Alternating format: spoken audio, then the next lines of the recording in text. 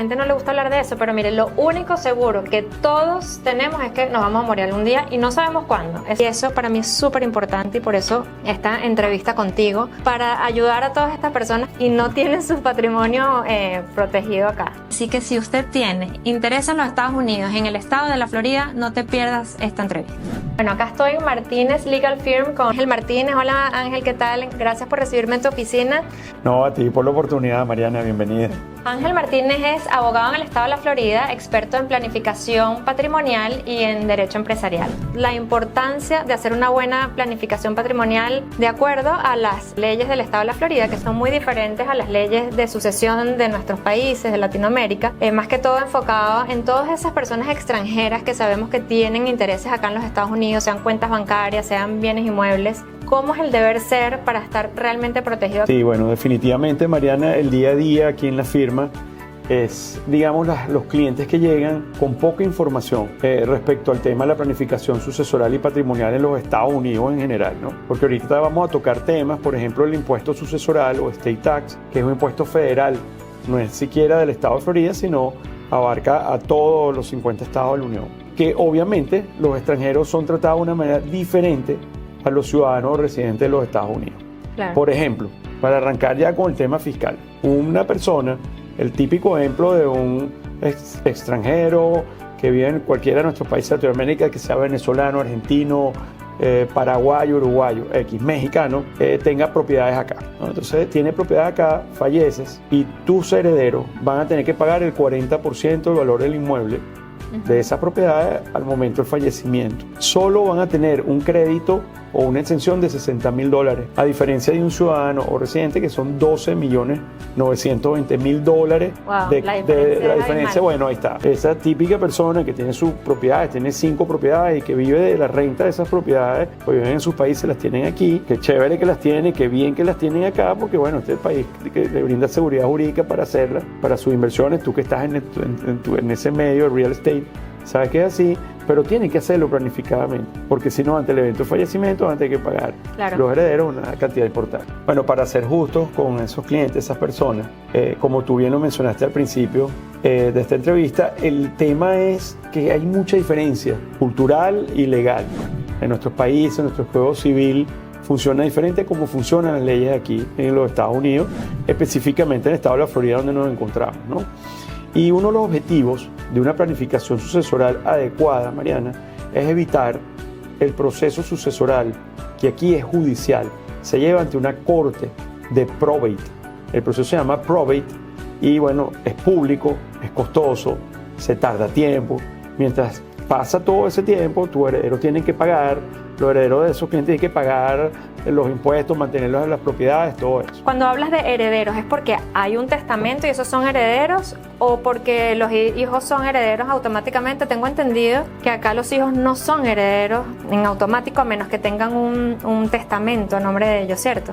Excelente la pregunta, porque heredero es de lo que define la ley. Si usted no tiene un testamento, si las personas que nos están viendo no ejecutan un testamento o un trust, que es mucho mejor que el testamento, y vamos a explicar por qué, cuáles son las diferencias, es por ley. O sea, es la ley del estado de la Florida quien va a dictar la distribución hereditaria.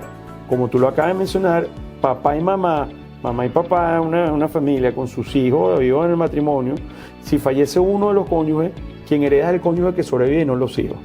Eso para nosotros los latinos es raro. Supongamos que no hay un testamento. Sí. Hay unos hijos que sean menores o mayores de edad, no importa, y fallecen los dos a la misma vez o con meses de diferencia, lo que sea, y no había un testamento ni un trust.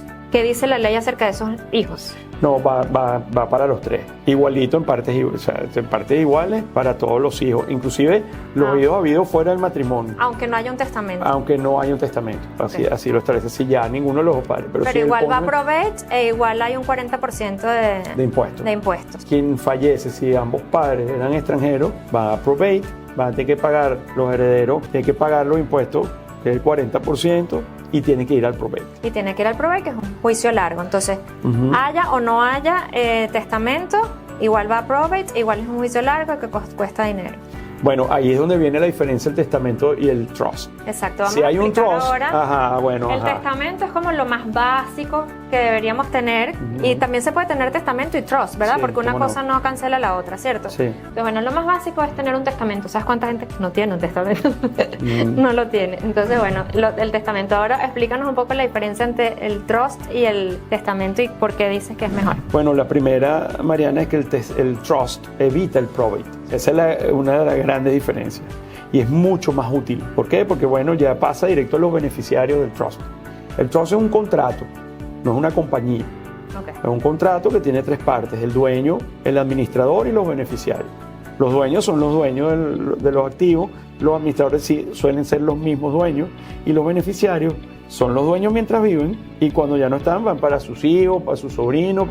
Aquí en la ley de Florida no es obligado que sean los hijos los beneficiarios, a diferencia de los códigos civiles de Venezuela, de Argentina, de Colombia, que sí establece una cuota legítima, que mínimo tiene que haber una parte que le llegue a los hijos. Aquí no. Aquí usted puede nombrar, si tiene 5 hijos, puede nombrar a uno. Okay. O puede nombrar a su nieto y deja a sus hijos fuera. Okay. Entonces, un trust testamentario, y establece todas tus disposiciones testamentarias. Okay. Y cuando fallezca, eso va a pasar directo a los beneficiarios sin probate. Ok, perfecto. ¿Y el trust también funciona por incapacidad? Sí, claro. Como lo mencioné ahorita, el mismo dueño del trust va a ser el beneficiario mientras viva. O sea, mientras viva, está incapacitado. Vamos a suponer que quedaste incapacitado. En coma, la persona que va en coma. Está en una cama, no puede. O sea, todos los activos del trust van a ir a la manutención de ese beneficiario. Claro, que es el dueño. Exacto. Hasta que viva. Va a recibir todos los beneficios de los activos que están a nombre del trust. Pues que fallezca, pasa a los beneficiarios. Eso es lo utilitario, lo eficaz de un trust. ¿Y qué tan complicado es hacer un trust? Porque mucha gente a veces le nombran la palabra trust y lo ve como algo complicado, súper costoso. Sí, eso es un mito, Mariana. Como lo acaba de mencionar, esto no está diseñado para personas millonarias. Que eso es lo que la gente piensa. No, yo tengo que tener tanto, y eso es recurrente aquí en la firma. Pero, bueno, ¿cuánto es el capital mínimo que tengo que tener? Ninguno. Claro. Lo importante es que usted establezca su voluntad testamentaria en ese trust. Usted decida, y no las leyes del Estado, quiénes van a ser sus beneficiarios, y asimismo evitarle a su beneficiario o heredero el costoso trámite del probate. Entonces, es demasiado importante. Ni siquiera esto no es un tema de una venta de un producto como un seguro de vida, que es importante. Esto es una necesidad. Los americanos lo entienden así porque están acostumbrados. Nosotros eso, digamos, ha sido una tarea de educar a nuestros clientes de que el trust es un contrato, vuelvo y repito, no es una compañía. Puede ser tan sencillo como complicado. Por ejemplo, Mariana, hemos tenido trust aquí de pareja, un señor que tenía 75 años y juntó un trust con su esposa de 25, y ya se había casado 5 veces y tenía 7 hijos. Entonces, ese trust fue mucho más complicado. Fue mucho más complicado que hacer uno que la pareja que tiene sus hijos, o que ha tenido 2 matrimonios y tiene sus hijos, y algo más digamos, más expedito, y todo depende de las familias.